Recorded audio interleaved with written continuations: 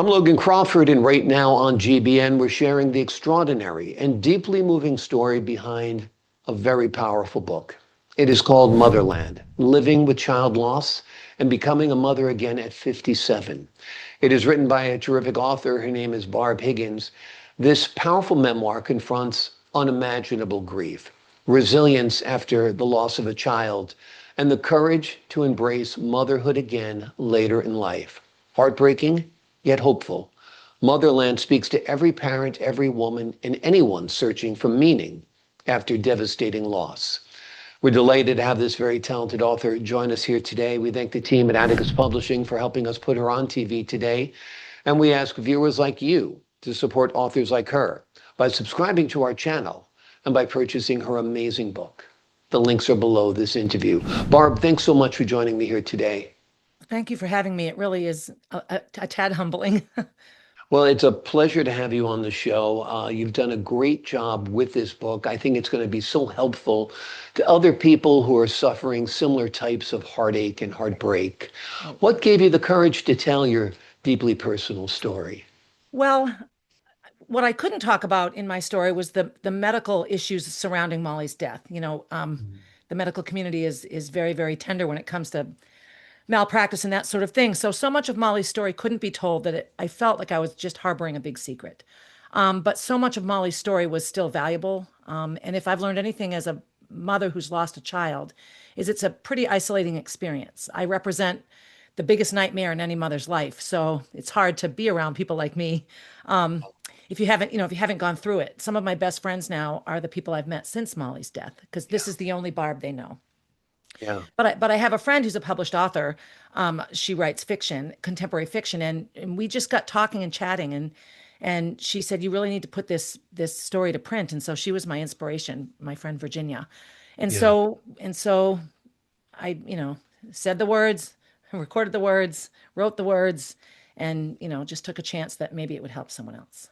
I think it will help a lot of people. And I think your honesty is very, very courageous. And we thank you for putting this story on paper. Yeah. Talk to us about the title, Motherland. So I think in pictures and I experience in pictures. So I use analogies a lot. And Mhm. so child loss for me is a part of motherhood that nobody wants to go to. So I Yeah. kind of picture motherland as like a country, a place, motherhood Mm. rather. So I'm a mother. That's a thing that I am, a descriptor, a title, but it's also a place that I live and an experience that I see and feel and smell. And so when I think of Molly's death and then Jack's birth and all of the experiences that go into those two events, I just feel like sometimes I'm in a prairie and sometimes I'm on a mountain and sometimes I'm in the ocean and sometimes it's raining and sometimes it's sunny. Like my emotions attached to things I can see. And so in looking for, do I put Molly's name in the title? Well, I'm not writing it for Molly. Molly's not going to read it. Molly's friends, I mean, some of them will read it as they get older, but the people I wanted to read it were the moms, the mothers that were living in the same country I'm living in, or the mothers that know somebody experiencing what I've gone through. Yeah. So Motherland just seemed to fit how I felt writing it. And I don't know if Yeah, that makes sense. absolutely. It makes a lot of sense. What were the hardest memories to revisit when writing this book? Um, the quick answer is all of them, but Yeah. mostly so the hardest part were those high stakes moments before she was dead, and Mm. then reliving the week that she was on life support, because even though you know what you know, you hold out for that little hope. So when you revisit a memory, it puts you right back into it, or it does for me. So I think the hardest part in general was going back there. And when I started writing the book, Molly had been gone 5 years. It takes a long time to put these things together. And so a lot of those feelings they lessen, or you bury them, or you cushion them. And so revisiting them just brought it all back. However, it also brought it all back 5 years in. So I could experience the same memory with growth and clarity and perspective that I didn't have when she was there on the bed in front of me. So it was also incredibly helpful. Yeah, absolutely. Yeah. Absolutely. What do you hope grieving parents who are feeling completely lost? What do you want them to know about the grieving process? I would say they should embrace the duplicity of it. Like, I use a picket fence analogy a lot, that my life is like straddling a picket fence. So I have one foot in the happy side of life and one foot in the grief. And Yeah, some days the fence is low, I can't even see it. It's just poking out of the ground. And some days my feet don't reach the ground, and there's nothing comfortable about sitting on a picket fence. yeah, But that's life, that you can be totally happy and totally sad at the same yeah, time. And trying to chase something that existed before you lost your child is an impossibility. I'll never be that Barb again, because that Barb had a live Molly. This yeah, Barb is fine. Like, yeah, this is who I am. And so the hardest part is to accept that piece of it. I get angry sometimes, but that's okay too. It's just one of those things where accepting the duplicity of it, that life isn't black or white anymore. It's all sorts of colors in the middle, is probably the biggest piece of advice I would have. yeah. One of my friends who's a doctor often says life turns on a dime. And obviously, you know that. Anybody who's suffered loss knows that. And it's kind of an awful aspect of Right. life. I mean, life turns on a dime in a very great way sometimes, Yes, yes, and then life absolutely. turns on a dime in a very awful way Yep, sometimes. So yep. it is tough to grasp. And like you said, you don't ever get over losing someone you love. No, You no. just kind of learn how to live with it. And Yes. I use a bad knee analogy. I'm like, it's like living with a bad knee. Every Right. now and then it goes out on you and you're a Yep. complete mess again. Right. Yeah. And That's a great analogy. yeah, yeah. Yeah. What role did small daily steps help in your healing journey? Um, I guess the biggest thing for the small steps each day is that they're doable. You Yeah, can wake up, and I mean, there were days where I didn't get out of a chair all day. There was yeah, nothing happening. But I also could look back on a series of days and see that even if I was in the chair, maybe the chair had moved. Like, each day, little steps, one little thing. It took me about 6 weeks to shower in my house, and that's an ugly detail, but I couldn't right, bear it. And so when I finally took a shower at home, that might seem like nothing to the right, average person, but to me, it was a huge. Came out of that shower and I'm like, okay, I can do this. Um, right. so it's again acknowledging and accepting that the littlest steps are huge steps for some. Yeah. Yeah. Yeah, exactly, exactly. What seems like a tiny step is a monumental step for Yes, someone yes, who's in that position. correct. That's what I'm trying to Um, say. Thank yeah, you. yeah, Yeah. absolutely. Talk about the people around you and how they responded to your grief, where they helped and where they fell short. So this is where I have a pile of gratitude in my child loss story. Concord isn't a huge town. Molly was very well loved. She was Mm, 13. She was a dancer and a performer. So the performing arts community in Concord rallied, and her theater was in her funeral was in a 1,300 seat theater, and it was packed, and I paid nothing for that beautiful theater, and all of the union people that came and did the curtains and the lights donated their salaries. Like, it was this incredible. So I had that, and then I had the beauty in the music and the performing, because I think the arts, in my mind, is as soothing as sports might be for somebody. It's that way to get out of yourself. So I've been incredibly lucky. And I've also been incredibly lucky that most of the people in my life are patient with me.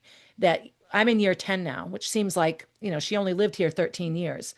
So she's been gone a long time. And I still have complete support and understanding when I'm just having a bad day. Nobody ever says to me, "Don't you think you should be over it by now?"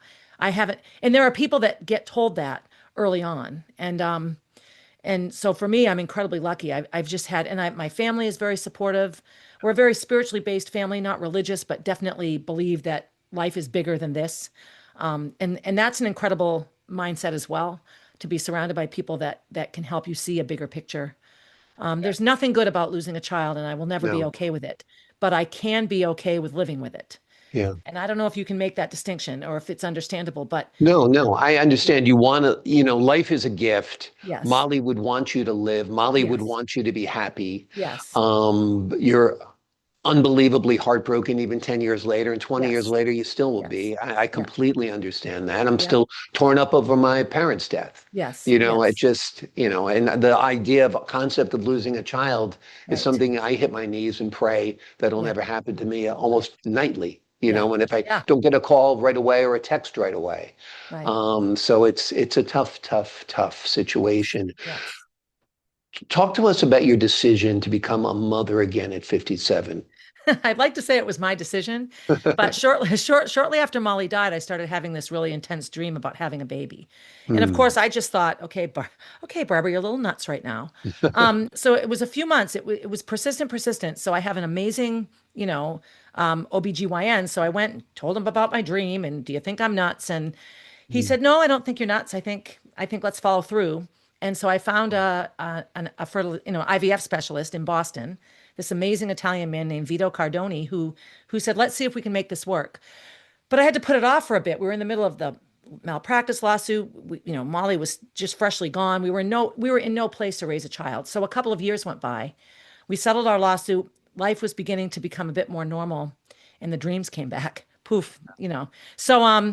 So we followed through with it, and it really was because of the dream. And the whole process to me, I just felt like I was doing something I was supposed to do. And I know it just sounds hokey and wonky, but that's the easiest way to say it. In the process of having Jack, I discovered that I had three brain tumors. I had to go off all the medicine I was on. I had a mouth condition called trigeminal neuralgia. Found this amazing surgeon in New York City to fix the mouth condition. It requires a craniotomy. So I had to have an MRI. Boom. Now, Molly died of a brain tumor. Let me be clear, an undiagnosed brain tumor. So that was a bad piece of knowledge. But if Yeah, I had not tried to have Jack, you and I probably right, there wouldn't be a me right. to have a conversation with. And so I look at the whole process as incredibly life-saving, Yeah. and quite miraculous. And then I had this neurologist in New York City who didn't know me from anybody, who said, let's get you healthy and having that baby. And Mm, so I did. It took just amazing. yeah, it all went incredibly well, surprisingly Yeah. well, considering I'm not young. Yeah, I mean, a tremendous, marathon you had to go through Yeah. there. But, to have a child to love again Yes. must have been the greatest gift you could Yes. ever He, imagine. he is the most meaningful, beautiful distraction there is. There is, Yeah. I mean, I still have my moments, of course, Yeah. but he just gives our whole family purpose. He drives us Yeah. nuts. Our house is a mess. You know, I go, is he your grandson?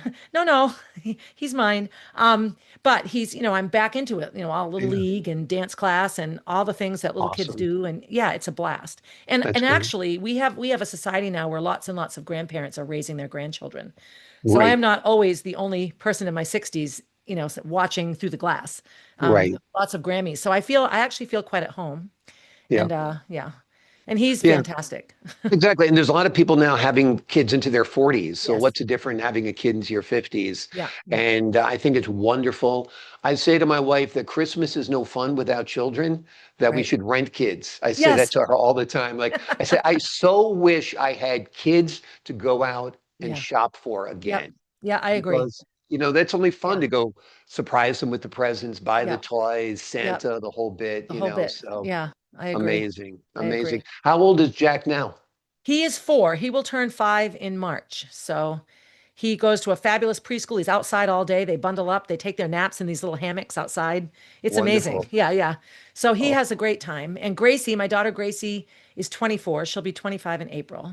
okay. And she wasn't too sure about this whole thing in the beginning. Sure. Logically, she was 19 at the Worried time. about your health even when you're Yep, going yep. through And what are you something. thinking? Yeah. Right. And they are, if there's a room full of people, Jack does not pick me. He picks Gracie. Ah, Yeah. that's amazing. Yeah, That's it's amazing. That's wonderful. Yep. beautiful. Well, Yeah. a very, very Merry Christmas and a happy holiday season Thank to you. you and Thank Jack you. and your oldest daughter is what? What's her name? Gracie. Gracie. Yes. I hope you guys have a wonderful Thank you. 2026 as well. Thank you. This book is your gift to the world Yes. on this holiday season. It is called Motherland, Living with Child Loss and Becoming a Mother Again at age 57. As you heard Barb's story, it is such an incredible journey from loss to love again. and heartbreak that really never heals, that you kind of sort of learn to live with. Right. The story is a courageous and unforgettable memoir, and it is highly recommended. Barb, thank you so much for joining me here today. Thank you for being willing to have the conversation. You're a bigger help than you know. I appreciate that. Yeah. Thank you so Yeah. much. You have a podcast also. Let's tell the folks at home about that. I do. It's called A Thousand Tiny Steps, and it's essentially it was a life story in the beginning, and now I just talk about the things that people don't necessarily want to talk about, Yeah. and I talk about how we navigate life one little step at a time. Yeah. So even when it's overwhelming, it doesn't have to be. I've had amazing guests. It's very therapeutic for me. It's just Yeah. it's a good listen.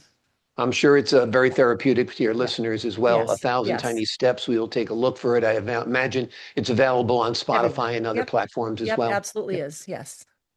To the folks at home, I'm Logan Crawford for the Global Book Network. So long for now.